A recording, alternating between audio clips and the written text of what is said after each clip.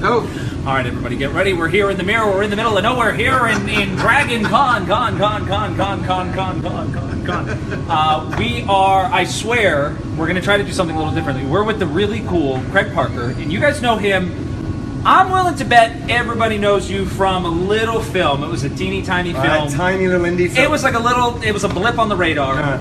Lord of, and I always draw blank. Lord of the Hobbits? Something like that, Yeah, right? so. Lord of the, wait a minute, you were in Lord of the Rings. Ah, right. Yeah. Right. And not only was he in Lord of the Rings, you were a big part in Lord of the Rings, especially the second one. Like a little, talk to us about your role. I'm not the biggest Lord of the Rings guy. I've seen them all, and I think they're phenomenal films. And I've read the books, and I've written book reports on them. How dear? I'm not even kidding. They're my book reports. And candidly, I wrote a book report on the movie. Excellent. And they never got me. I was in the 11th grade, and embrace the inner geek. I've always it's a good thing. held that. I've always been really guilty about. I've always felt really guilty about that. As I wrote a book report, and I never read the book. I watched the movie, and I talked about Sam and Frodo's relationship. But how dear? Right? Well, I confess that I haven't read the last book either. I played Haldir, I was much blonder and chubbier, and yeah, he looks good. I was the elf who turns out with my elf friends, who were all played by 6'4" supermodels, and I was 5'10" on the box, and I'm doing a hit. Right, hey guys, I'm down here. Oh. Right. Came to save the day, and then got distracted by Aragon, who, the rule one of battle: never call out to someone in the middle of a fight because they're going to go. And so basically, Aragon killed me. Well, okay, so let's talk about the art of a death scene in a big Peter Jackson. I'm sure you get that all the time. You got Peter Jackson filming this behemoth of a project, right? Probably what I would say the biggest movie. Because it's literally one movie. We shot 3 films at once, so it was, and often there were.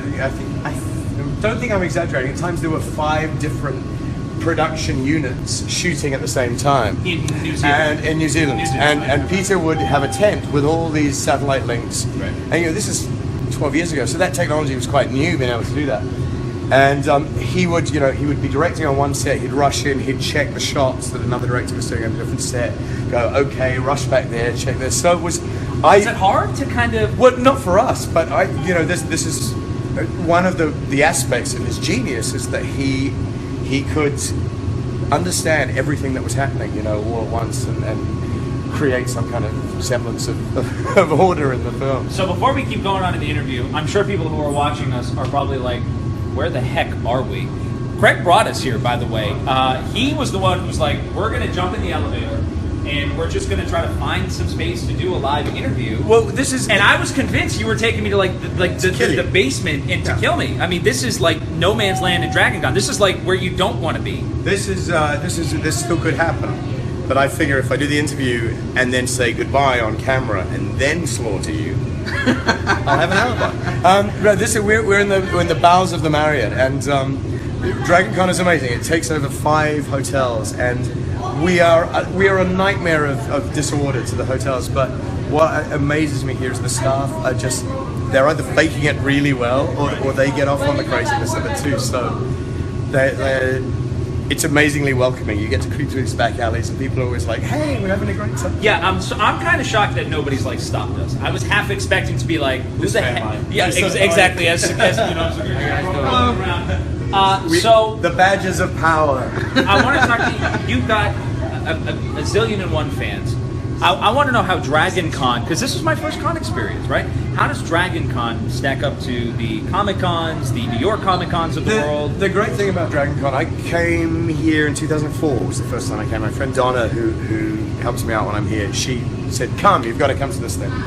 And she described it as the craziest, costumiest, most creative and most fan-driven. So I kind of. This is a convention where the other ones, San Diego Comic Con, which is amazing, but it's also a trade show. It's all the networks go there to sell their shows.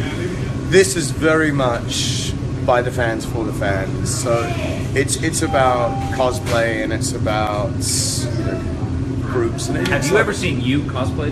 I have seen me cosplay, and what is that like? well, it's incredibly flattering, and often they look far better than I did. So it's like, No. damn you. So, No. I just saw pizza. I've had like way too many slices. Can we talk about? So you had that big moment in the second movie. Spoiler alert: he doesn't make it. He dies. But I want to talk to you about how was that process for you to kind of, because it was a very climactic moment, right? There was a big build up, and how do you, was it tough to say goodbye to the character, or do actors embrace this is my moment, I'm gonna soak it up? Yeah, a death scene is always joyous to play, and the way you shoot a film too is it's not often your death is early in the piece, and then you've got other scenes to shoot. So it's not like, oh, I'm dying today and I'll never be on the show again. It's always great. I love a death scene. So you die one day, and then a week later you're back like, hey guys, what's going on? Yeah, or you die on the end of Tuesday, and then you wild. come and shoot some earlier stuff on the Wednesday. Is that hard? No, because a film or TV show, you're always shooting out of sequence. So part of the job is to know where you've been and where you're going. So how this scene fits into. I worked with an actor years ago who'd been away and came back. We would shoot on Mondays and Wednesdays. We would shoot location stuff for the next week's episode. So he had shot some stuff, and then we were in the studio for the next week, and he came in and he's like, we're doing this the read. He goes, oh hey Marge, I just back, and my dad died. And he hadn't read the script. He goes, oh, we should have been a bit sadder last week when I saw that. It's like, yeah, you should have.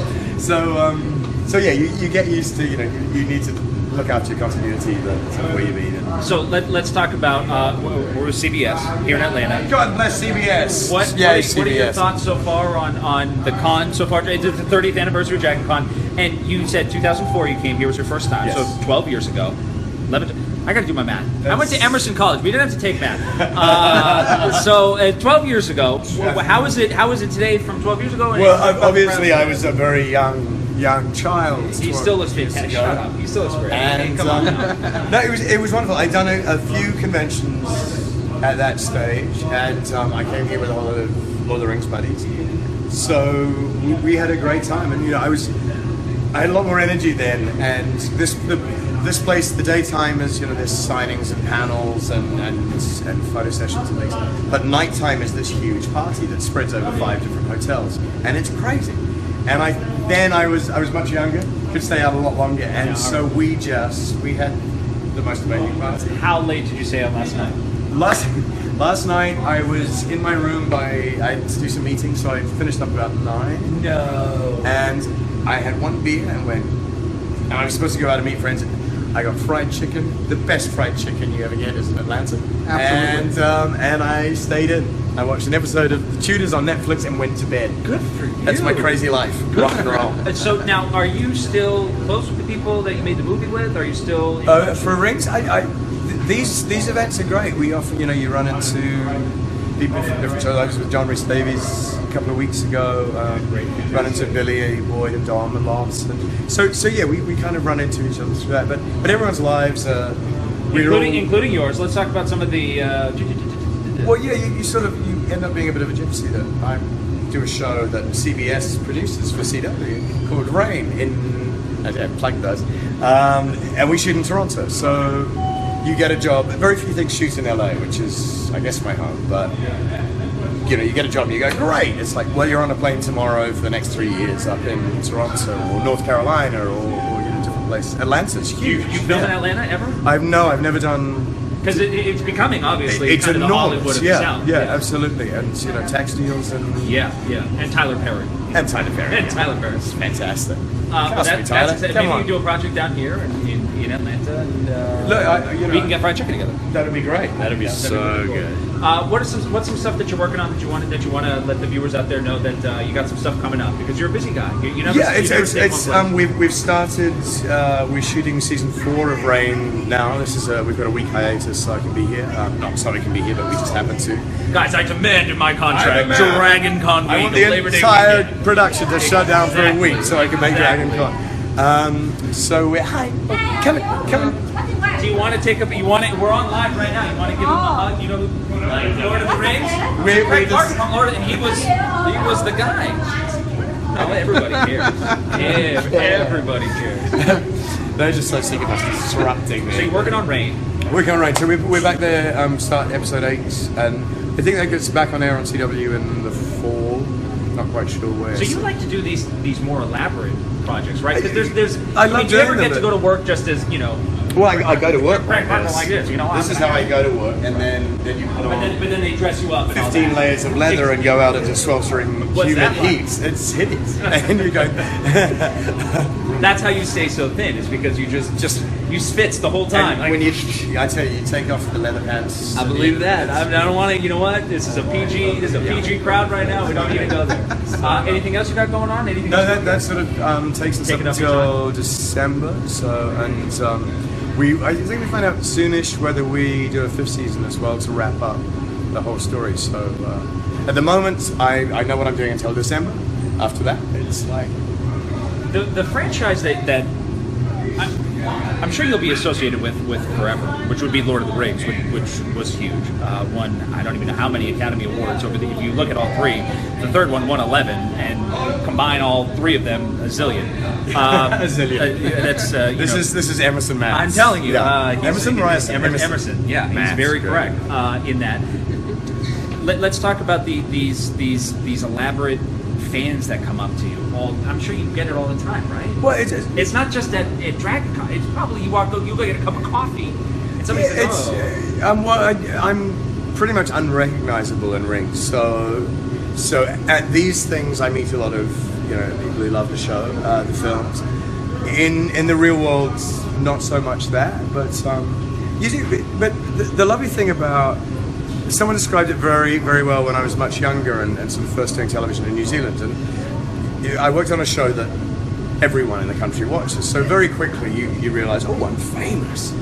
But you also quickly realize that it doesn't really have any value. And what it does is, it was described to me as celebrity or fame. Really, all it does is put you living in a small village where everyone knows the name of the butcher or the post office person. So and people are polite. Generally, people are polite. If they're douches, it's usually because they're a bit nervous. And if they continue to be a dick, then you've free reign to tell them to off. But most of the time, people just come up and they say hi, and if they like something you've done, it's always flattering. So it's never really an intrusion, I don't think. Let's get your weirdest convention story. Do you have one? Is there? I have a few, but actually, the weirdness is great. I love the weirdness. You embrace the weird. You embrace it. Yeah, and embrace the geek within. I think it's these are amazing celebrations of. As an actor, most actors, when you sit down and sit in a bar and talking, hanging out. Is that what you do at bars? That's what I do. Okay. Just with actors, no one else. No, but if you're doing a show or something and you walk out together, you start talking. You talk about childhood. Most of us talk too, right? Yeah, most of us were geeks as kids. Most of us. But now, were you? Yeah, absolutely. Did you read Lord of the Rings before? No, I didn't. I wasn't that geek. Yeah. But there's a line, guys. But the reason often. This is not across the board, but often the reason actors become actors is because there's that little bit of one day and hopefully you sort of get over that. But these cons too, the world can be a harsh and cruel place if you're creative or you're different or you don't play sport or those kind of things. And these cons are beautiful because they're incredibly empathetic events. You see people celebrating their differences and their creativity and their oddness and their weirdness, and it's glorious as opposed to being people like that. So yeah, it's someone pointed out today, said why don't we just dress like our favorite characters every day? Why don't we? But we put on these. If you could cosplay, what would you do? For me, cosplay doesn't work. I cosplay every day, so this is my idea of cosplay. All right, fair enough. I hate That's actually a good dressing. answer. I want to put on the comfortablest. Ideally it's track pants and a singlet, and then I'm happy. So you have to put on proper clothes sometimes. Fair enough. Well, everybody, this is one of the nicest people you will ever meet. The nicest. Yeah. Not one we'll of. We'll go with the nicest, especially considering too.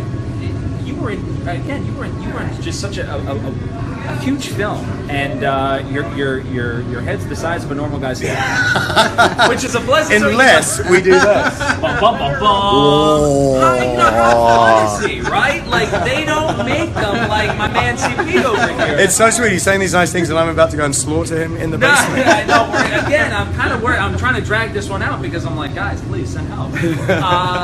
We want to just thank you so much for your time. My pleasure. It was a genuine pleasure meeting you, and best of luck to season 5. Season 4. Hopefully we can get season 5 to kind of wrap things up, and obviously we want everybody to go check out Rain. Yes. And Lord of the, did you see The Hobbit? Yeah. You have, so you kind of kept, that's really fun, right? I haven't seen the third one yet, but I will. That's all right. You know what? Hey guys, we really appreciate all of you guys tuning in. We really appreciate Thank you very much. CP over here taking us all the way to the basement here. And I'll never make it out of here, but Just this way. we're gonna walk. I'm gonna turn it off.